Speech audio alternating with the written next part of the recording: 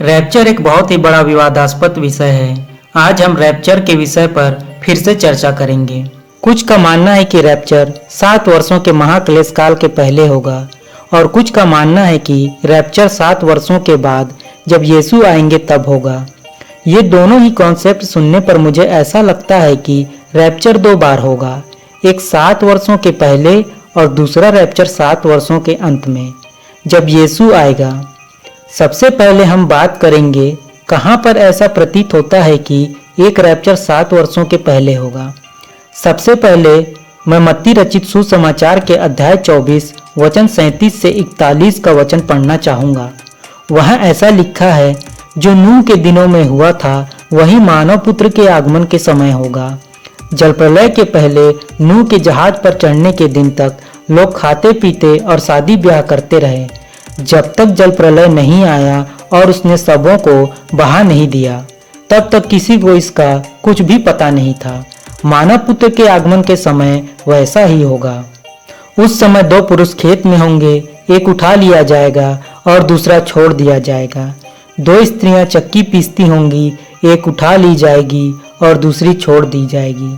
यहाँ वचन में गौर करने वाली बात यह है कि यहाँ जब यीशु का आगमन हो रहा है उस समय की परिस्थिति गौर करने लायक है।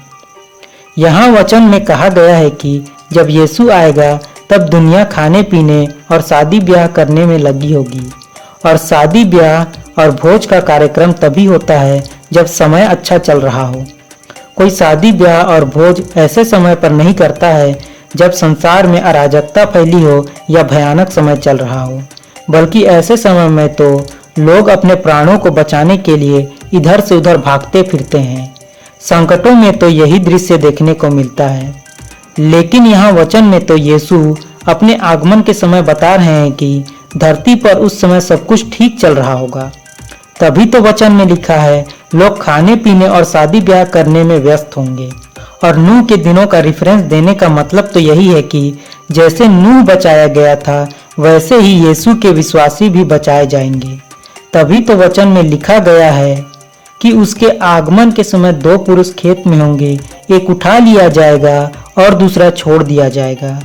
2 स्त्रियां चक्की पीसती होंगी, एक उठा ली जाएगी और दूसरी छोड़ दी जाएगी। लेकिन एक बात वचनों में साफ साफ लिखा है कि जब तक जल प्रलय नहीं आया और सबको बहा नहीं दिया तब तक किसी को इसका पता नहीं था। मानव पुत्र के आगमन के समय वैसा ही होगा।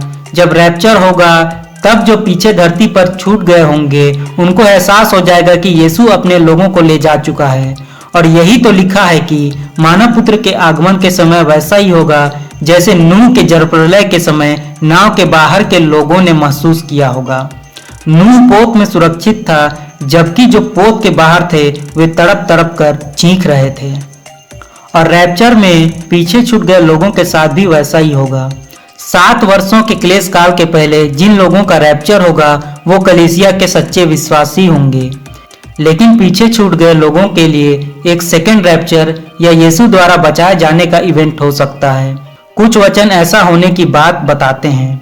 इस बारे में मत्ती रचित सुसमाचार के अध्याय 24 वचन 29 से 31 में लिखा है।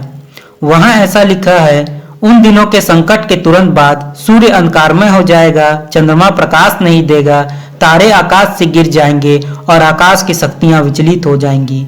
इन वचनों में तो परमेश्वर के आगमन की परिस्थिति को एक अलग प्रकार से प्रस्तुत किया जा रहा है। यहाँ एक भयानक स्थिति की चर्चा की गई है, जबकि इसी अध्याय के वचन 38 में यीशु कहते हैं लोग खाने पीने और शादी ब्याह करने में व्यस्त होंगे। लेकिन वचन 29 तो एक अलग ही कहानी बयां करती है कि बहुत भयानक दिन चल रहे होंगे। क्या जब आकाश की शक्तियां विचलित होंगी तब क्या आप शादी ब्याह करने और पार्टी करने में व्यस्त होंगे? आगे वचन 30 में लिखा है, तब आकाश में मानव पुत्र का चिन्ह दिखाई देगा। पृथ्वी के समस्त राष्ट्र छाती पीटेंगे और मानव पुत्र को अपार सामर्थ्य और महिमा के साथ आकाश के बादलों पर आते हुए देखेंगे। इन वचनों में तो पूरी दुनिया के लोग यीशु के आगमन को देखेंगे कि जगत का असली मसीहा आ गया है। उसे देखकर वो छाती पीटते हुए पछताएंगे। जबकि वचन 39 में साफ साफ बताया गया है कि यीशु का आगमन अचानक जल प्रलय की भांति धरती के निवासियों पर आ पड़ेगा। जबकि वचन 30 तो उनके आगमन के विषय में बताती है कि पूरी दुनिया के निवासी उसके आगमन के गवाह बनेंगे। आगे वचन 31 में लिखा है, वह तुरही की तुमुल ध्वनि के साथ अपने दूतों को भेजेगा और वे चारों दिशाओं से आकाश के कोने कोने से उसके चुने हुए लोगों को एकत्र करेंगे। इस वचन में यीशु द्वारा चुने हुए लोगों को एकत्र करने के लिए वह स्वर्ग के दूतों को भेजेगा।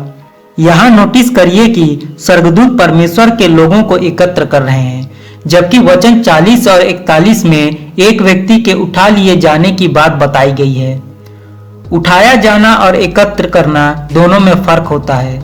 कलीसिया उठा ली जाएगी, लेकिन किन लोगों को स्वर्गदूतों द्वारा एकत्र किया जाएगा? ये वो लोग होंगे जो पहले रैप्चर को मिस कर देंगे और पीछे छूट जाएंगे। लेकिन इन पीछे छूट गए लोगों में कुछ ऐसे लोग होंगे जो 7 वर्षों के महाक्लेश काल के दौरान सच्चे परमेश्वर की भक्ति करते हुए सच्चे साबित होंगे। इनमें अधिकतर वो यहूदी होंगे जिन्हें 7 वर्षों के दौरान असली मसीहा यीशु है इस बात का पता चल जाएगा और इन्हीं के पुकारे जाने पर यीशु बचाने के लिए जैतून पहाड़ी पर उतरेगा। तब यही लोग और दुनिया में बचे कुछ विश्वासी स्वर्गदूतों द्वारा बचाए जाएंगे, क्योंकि वचन में लिखा है कि जब तक तुम सच्चे हृदय से मुझे नहीं पुकारोगे मैं नहीं आऊंगा। इस प्रकार कहीं न कहीं 2 रैप्चर की संभावना से इनकार नहीं किया जा सकता है, क्योंकि ऐसा कभी नहीं हुआ है कि कोई सच्चे परमेश्वर को पुकारे और उसे निराशा हाथ लगे।